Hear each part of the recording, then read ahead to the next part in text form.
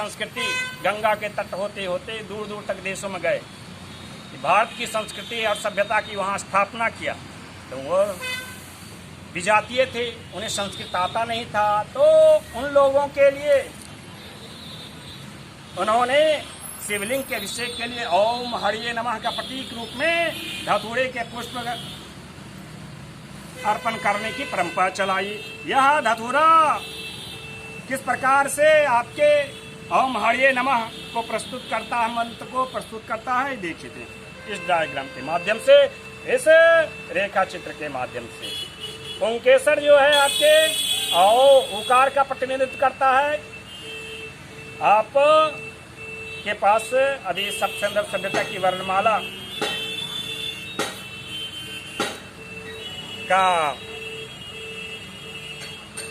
है ज्ञान है, तो फिर आप इसको आसानी से समझ सकिएगा। उकार सीधी ऊर्ध्व रेखा है, वह आपके ओंकार का प्रतिनिधित्व करता है। पुंकेसर है आपके धतूरे के पुंकेसर, उसी का प्रतिनिधित्व करता है। बाकी जो 5 1 2 3 4 5 पुष्प वृत्त हैं, यह आपके मुख्यतः हराया नमः का प्रतिनिधित्व करता है। हरे कृष्ण। हम शमी वृक्ष को देखते हैं। हम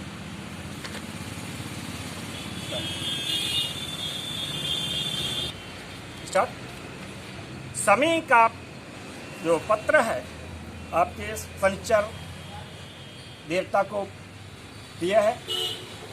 शनि देवता का मंत्र है शम, बीज मंत्र, ओम शम शनैश्चराय नमः। तो शम का प्रतिनिधित्व करता है आपके शमी का पत्र। दल पत्र कहाँ है आपकी, ये शमी का दल पत्र किस प्रकार से शम का प्रतिनिधित्व करता है, ये देखिए या नजदीक से। सकार और मकार दोनों का संयुक्त अक्षर है ना, शब्द का द्योतक है आपके शमी का पत्र। आपके अब बड़ा वट वृक्ष, इसको वट वृक्ष भी कहा जाता है, बड़ा को। ये देखिए, यह पा, इसे पा भी, इसे वह कहा जाता है, वह भी कह सकते हैं, पा भी कह सकते हैं। मुख्यतः ये तना आपके शाखा से जुड़ी हुई है, तो इसको वह भी कह सकते हैं, वह। और ये आपके वत का वंश वट का हो सकता है, संभव। लेकिन चूंकि ये पत्र है और पत्र आपके वृक्षराज कह लीजिए वट वृक्ष को, तो उस वृक्षराज का यह पत्र है। और यह पकार का भी द्योतक हो सकता है, प अत पत्र। इस प्रकार से यह पत्र का प्रतिनिधित्व करता है। यह इसी प्रकार जितने भी पत्ते होते हैं मुख्यतः आपके गोलाकार ही होते हैं। जैसे कि उदाहरण के रूप में ये देखिए, जितने भी पत्ते हैं ये प का ही प्रतिनिधित्व करते हैं। और उसके जो अंतः पत्ते के अंदर में जो अंतः जालिकाएं हैं वह आपके तकार का प्रतिनिधित्व करते हैं। आपको शब्द संदर्भ सभ्यता में पत्र इस रूप में मिल जाएंगे लिखे हुए उत्तरी में। उदाहरण के रूप में मैं आपको दिखाता हूँ। हरिओम, ये देखिए नजदीक से कैमरा, ठीक है ना। इसमें आपको स्पष्ट हो जाता है कि पत्र का क्या, आपके पत्र का प्रतिनिधित्व शब्द संदर्भ सभ्यता में पत्र को किस प्रकार से लिखा जाता था, और पत्र का प्रतिनिधित्व आपके सभी वृक्ष के पत्ते करते हैं। ये हो एक वृक्ष जो है इससे भिन्न है, पीपल, और दूसरा पपीता। पीपल के पत्ते मुख्यतः खग का प्रतिनिधित्व करते हैं। खग यानी चिड़ियों का आवास, खग गिरे, खगगा, यही। तो इसका उदाहरण आपको इसी पुरालेख से प्राप्त होती है। गंभीरता से देखें।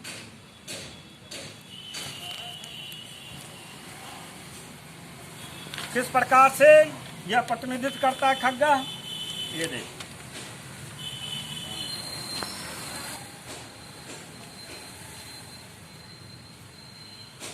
पीपल को वृक्ष जो है शनि देवता को प्रसन्न करने के लिए शनि में पीपल के वृक्ष में आपके शनिवार जल अर्पण किया जाता है। इसको ध्यान में रख करके एक ज्योतिष्य संरचना जो कर्मकांडों में विधृत है उसका ध्यान आता है, स्मरण आता है। आपके कर्मकांड में पश्चिम यजमान जो है आपके पश्चिम दिशा में शनिश्चर का प्रतिनिधित्व करते हैं। शनिश्चर जो है वरुण लोक आपके यूरोप हो गया और अफ्रीका शनिश्चर का प्रतिनिधित्व करता है। कृष्ण वर्ण मनुम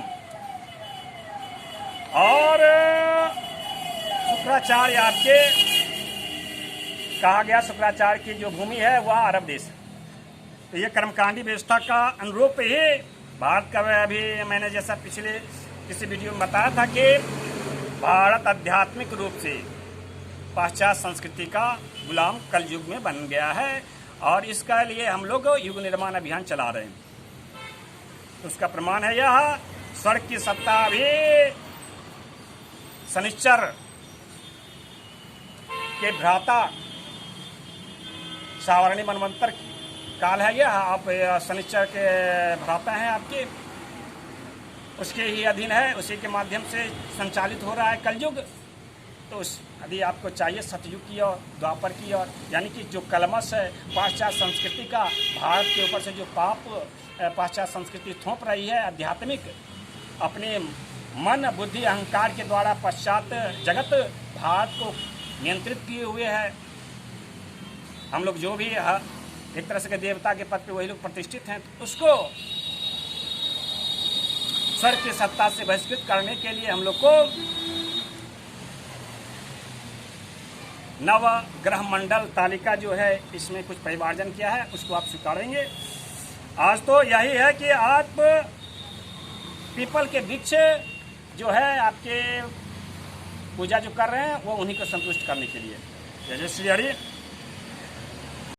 भगवान भोलेनाथ को बिल्व पत्र अर्पित किया जाता है। बिल्व पत्र पपी पिता, पपी इसको कहते हैं, पिपे यानी सूर्य का द्योतक है। इसी प्रकार से हमारी लोक परंपराओं में रुद्राक्ष का बहुत महत्व है। रुद्राक्ष वास्तव में पिता जनक का प्रतिनिधित्व करता है।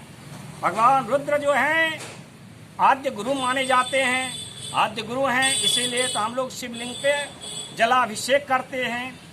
और उन्होंने किस प्रकार से वह आद्य गुरु हैं, आद्य गुरु क्योंकि उन्होंने वर्णाक्षर की प्रवर्तन किया था। भारत ही नहीं, भारत की ब्राह्मी लिपि ही नहीं, चाहे वो एट्रुस्कन लिपि हो, चाहे वो सेमेटिक लिपि हो, सभी का मूल जो है यही नागलिंगा वर्णमाला है। सेमेटिक सभ्यता की, एट्रुस्कन सभ्यता की, सेमेटिक सभ्यता की जो प्रागैतिहासिक कालीन पुरालेख है उसका वाचन करने में सफल हो जाएंगे आद्य संस्कृत भाषा में। हरिओम।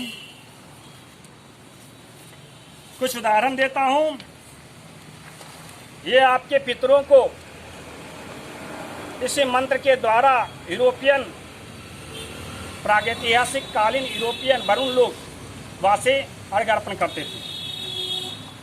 ये देखिए एट्रुस्कन वासी एक पुरालेख है, समाधि लेख है। यह तक्षक वंशी हुआ करते थे, इटली वासी। एट्रुस्कनों की ये जो पुरालेख हैं आपके इटली में प्राप्त होती हैं या लिमोनस द्वीप में प्राप्त होती हैं। ये भी आपके एट्रुस्कन लेख हैं, पुरालेख।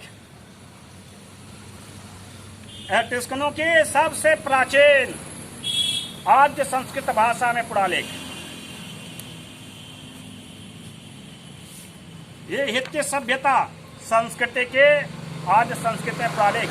अभी जो मक्का या काबा है वह वास्तव में आपके ऋग्वेदिक युग में ही स्थापित हुई थी। मेसोपोटामिया की जिस सभ्यता को कहते हैं उसी के अंतर्गत आती थी, उसी से संबंधित है यह पुरालेख।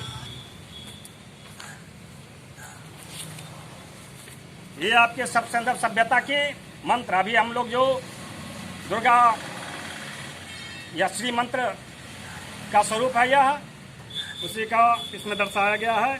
जो आपके प्राचीन काल से प्रचलित है लोक परंपरा में। हरिओम। ये आपके इंग्लैंड, वेल्स, आयरलैंड के ओंकार, वहाँ पे लोक कथा प्रचलित है कि उकार से ही आपके ओंकार जो संपूर्ण मतलब के ज्ञान की उत्पत्ति हुई है, जैसा कि आपके भारतीय पौराणिक आख्यानों में उद्धृत है। हरिओम। यह मिस्र के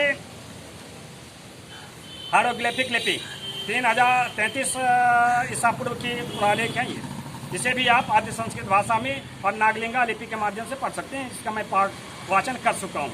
हरे कृष्ण। सत्र में इतना ही, पुनश्च आपसे भेंट होगी। जय जय श्री राम।